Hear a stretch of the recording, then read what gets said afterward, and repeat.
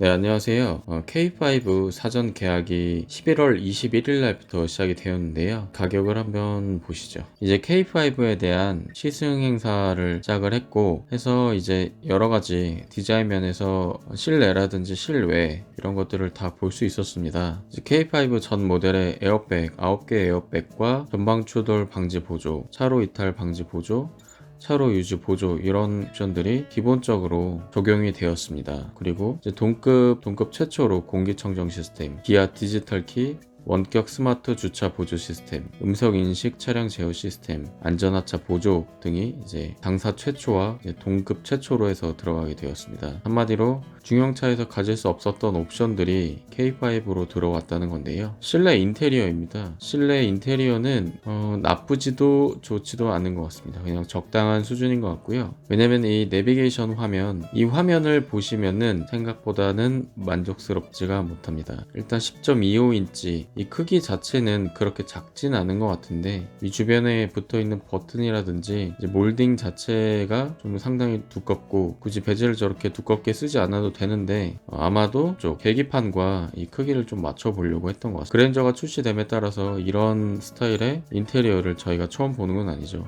생각보다는 그랜저에서도 그렇게 고급스럽지는 못했었습니다. 그래서 K5 자체도 화면도 더 작고 쓸데없는 그런 몰딩들이 커져 있기 때문에 이런 부분들이 세세하게 고급감을 떨어뜨리는데, 이 아래쪽으로는 이제 인테리어가 생각보다는 괜찮은 것 같습니다. 그래서 이제 앰비언트 라이트 같은 것도 들어가게 되어 있고, 이 앰비언트 라이트에서도 보시면은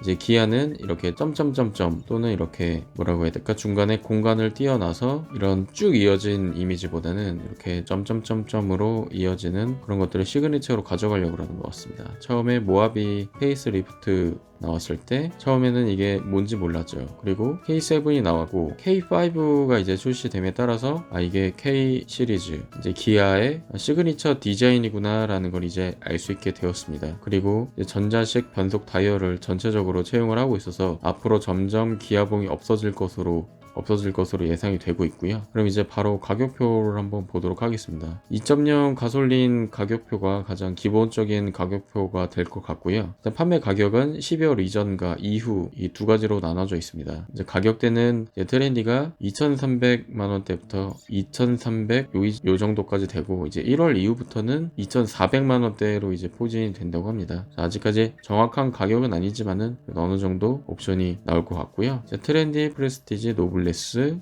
그리고 제일 윗등급인 시그니처 이 모델로 이렇게 나눠져 있습니다. 그래서 보시면은 이제 전체적인 이제 내용들을 한번 둘러보시면 좋을 것 같고, 그 중에서 그래도 좀 중점적으로 이런 부분은 좀 좋다 하는 부분들을 좀 보겠습니다. 이제 트렌디 같은 경우가 가장 기본적인 모델인데요. 고급형 ISG 시스템을 가지고 있습니다.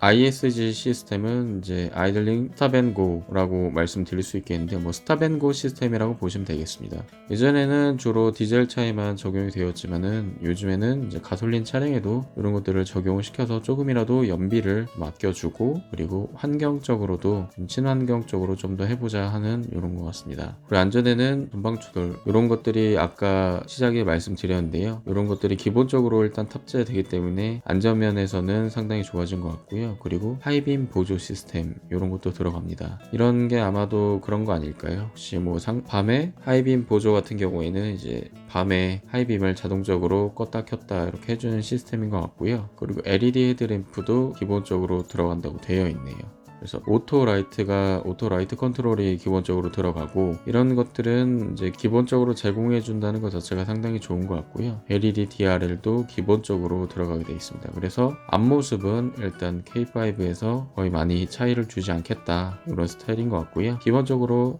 17인치 휠도 들어가 있어서 17인치 정도면 사실 그렇게 작은 사이즈의 휠은 아니거든요. 그래서 상당히 괜찮은 것 같고, 이중 접합 차암 글라스도 들어간다고 되어 있습니다. 내장재로는 LED 실내등이 들어가서 상당히 이제 올드한 느낌은 다 싹 갈아엎은 것 같고요. 슈퍼비전 클러스터 4.2인치가 기본적으로 들어가서 트렌디에는 기본적으로 이제 바늘 아날로그 감성을 그대로 느낄 수 있을 것 같습니다. 전자식 변속 다이얼은 기본적으로 들어가기 때문에 어떤 차량에도 다 들어가고, 패들 시프트는 이제 기어봉이 없기 때문에 스포츠 모드로 가기 위해서 패들 시프트를 건드릴 수밖에 없는 상황이 되었고요. 그래서 기본적으로 패들 시프트는 달려서 나가게 되어 있습니다. 그리고 좋은 게 또 전자석 파워 윈도우 이런 것들도 기본적으로 탑재를 해주었기 때문에 굉장히 좋고요. 그리고 크루즈 컨트롤도 역시나 기본적으로 넣어줘서 스마트 크루즈 컨트롤이 아니더라도 일단 크루즈 컨트롤 자체를 기본적으로 넣어주면 상당히 좋은 것 같습니다. 그리고 아무리 깡통해도 일단 기본적으로 스티어링 휠에 오디오나 기본적으로 다룰 수 있는 버튼들은 들어가 있기 때문에 아주 텅 빈 그런 느낌은 아닐 것 같습니다. 그리고 프리스티지로 넘어오면은 가격이 약 한 100만원 정도 상승하게 되어 있는데, 100만원에 어떤 것이 추가됐냐면 룸미러, ECM 룸미러가 되어 있고, 앞좌석 통풍 시트가 되어 있습니다. 그리고 버튼식 시동이 자동으로 들어가게 되어 있고요. 하이패스 자동 결제 시스템 이런 것도 들어가 있고, 공기청정기도 들어가 있고요. 터치 타입,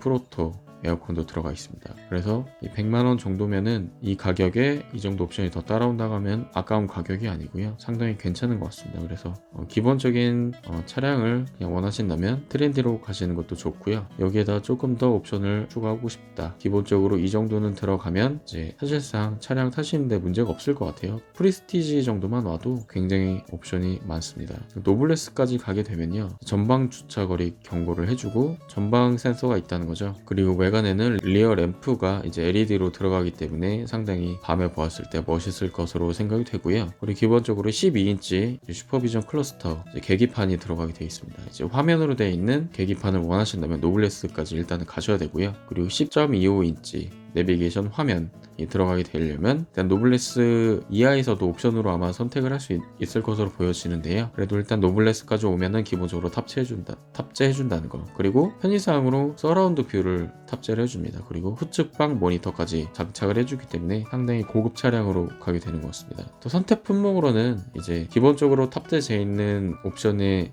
안에서는 버튼 시공 팩이라든지 스타일, 컴포트 뭐 여러 가지 옵션이 있는데, 이 부분은 뒤쪽에 어떤 내용이 있는지 나오니까요. 또 뒤에서 또 안내를 드리도록 하고요. 가장 고급 옵션인 시그니처 모델입니다. 시그니처 모델 같은 경우에는 3천만원이 좀 넘는 가격에서 3,100만원 정도까지 생각을 하시면 되고, 1월달부터는 3,100에서 3,050만원 정도, 기본 모델이 이제 2,400 이하라고 일단 보면 되는데, 2,400이라고 보면은 600만원 정도가 차이가 나는데요. 어떤 것들이 들어간지 한번 볼게요. 보면은 일단 타이어부터가 일단 가격이 굉장히 비싸질 것 같은데요. 피렐리 타이어가 들어가고요. 풀 LED 헤드램프가 들어가게 돼 있고, 또 LED 방향 지시 등이 포함되어 있습니다. 그래서 이제 기본적으로 시그니처 모델 이하에서는 방향 지시 등은 LED가 아니라는 점이 이제 나오게 되었고요. 앞좌석 윈도우 이중 접합 참 글라스 이런 것들이 들어가고, 이제 고급 옵션들이 슬슬 나오기 시작하네요. 앰비언트 라이트는 시그니처 모델에 와야지 이제 사용할 수 있게 되어 있고요. 퀼팅 가죽 시트도 이제 자연스럽게 들어오게 되어 있고, 이제 뒷좌석 암레스트 키스루 뭐 이런 것도 여기까지 와야 있네요.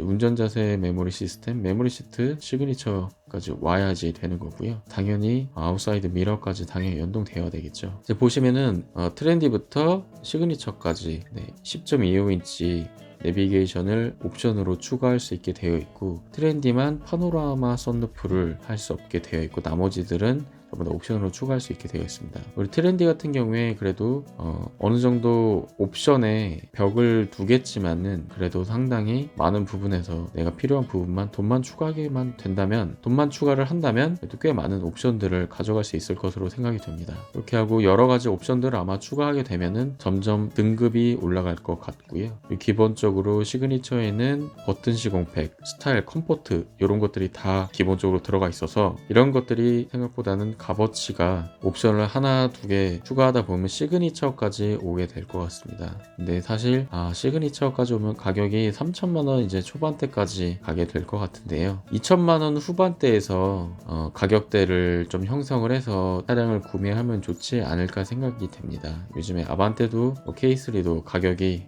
많이 올라오긴 했지만은 그래도 이 중형차급에서 3천만원 넘어간다면 아무래도 좀 부담이 되니까요. 아무리 옵션이 좋아졌다고 해도 3천만원을 좀 넘기지 않고 최대한 현실적인 면에서 합의를 봐서 구매하시는 게 가장 좋을 것 같습니다. 보시면은 버튼 시공팩, 이제 가장 기본적인 차량에 버튼 시동팩이 없기 때문에 이런 것들은 추가하시면 좋을 것 같고, 스타일에는 어떤 거, 스타일이랑 가장 크게 스타일이랑 컴포트 이 두 가지를 보시면 될 것 같습니다. 스타일은 이제 외면 디자인에서 이제 어떤 걸 옵션으로 추가하느냐, 근데 그 중에서 가장 눈에 띄는 건 아무래도 LED 리어 콤비 램프가 되겠죠.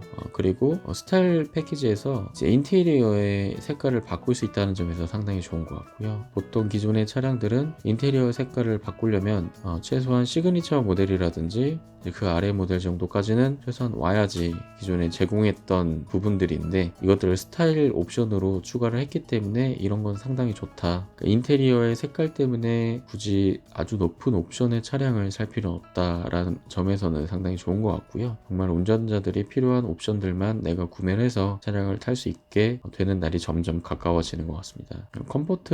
컴포트에서는요, 가장 눈에 띄는 건 아무래도 빨간색으로 해놓은 게 눈에 상당히 띄겠죠. 앞좌석 파워 시트, 앞좌석 전동식 허리 지지대, 럼버 소프트 같은 게 들어가는데, 이게 굳이 돈을 받으면서까지 해줘야 되는 건지는 잘 모르겠습니다. 기본적으로 이런 것들은 조금 추가를 해서 해줬으면 좋겠는데요. 아직까지는 이런 것들을 옵션으로 추가해서 받고 있습니다. 심지어 스키스루까지 되어 있고요. 스키스루도 옵션으로 포함시켜야지 적용을 시킬 수 있고, 뒷좌석 열선 시트 이런 것들을 넣을 수 있다는 건 상당히 좋고, 뒷좌석 헤드레스트를 높이 조절식으로 하는 게 이것도 옵션이네요. 그냥 홈만 파주면 되는 일을 이것도 돈을 받고 하고 있습니다. 이런 것들은 좀 기본적으로 제공해주면 좋을 것 같습니다. 한마디로 그러니까 컴포트 옵션이 장착되어 있지 않는 차량들은 스키스루도 없고 뒷좌석에서 암레스트가 없다는 내용인데요.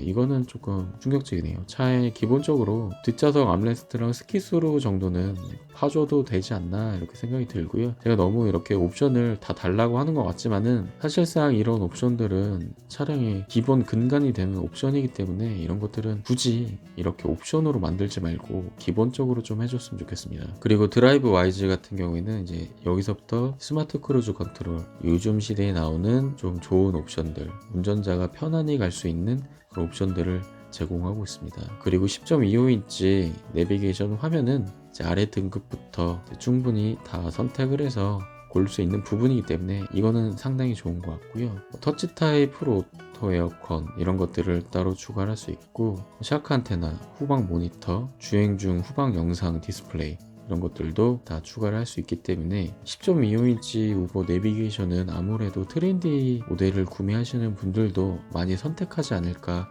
생각이 됩니다. 그리고 크렐 프리미엄 사운드 시스템이 들어가는데, 이런 것들은 애프터 마켓을 통해서 스피커를 장착하는 것보다 순정 옵션으로 장착하시는 게 아무래도 조금 더 저렴할 거 생각이 들고요. 스마트 커넥트 같은 경우에는 기아 디지털 키, 이제 핸드폰으로 문을 열 수 있는 그런 시스템이라든지 빌트인 캠, 그리고 보조 배터리 장착이 되어 있다고 하는데, 보조 배터리 최대 시간이 10시간이라는 건 조금 아이러니한데요. 왜냐면 기본적으로 밖에서 애프터 마켓에서 구매하는 것도 최소한 며칠씩은 가거든요. 보통 30만원대 금액을 들여서 시공을 한다면은 그래도 한 3일 정도 이렇게 차를 세워놔도 보통 녹화가 됩니다. 근데 순정령이 이제 10시간 정도 된다는 거는 한마디로 지금 이 차 같은 경우에 ISG가 들어갔기 때문에 이 부분에 있어서 배터리가 이제 블랙박스 같은 경우에 그쪽에서 배터리를 쓰게 되면 스탑앤고가 안 되겠죠. 그렇기 때문에 이 보조 배터리를 따로 하는 것 같은데, 10시간이라면 그냥 밤에만 잠깐 된다고 볼 수 있고, 추운 겨울에는 또 최대 10시간이라고 했기 때문에 사실 커버가 안 될 수 있는 시간도 또 마련이 될 것 같습니다. 그래서 이거는 조금 개선됐으면 좋겠고요.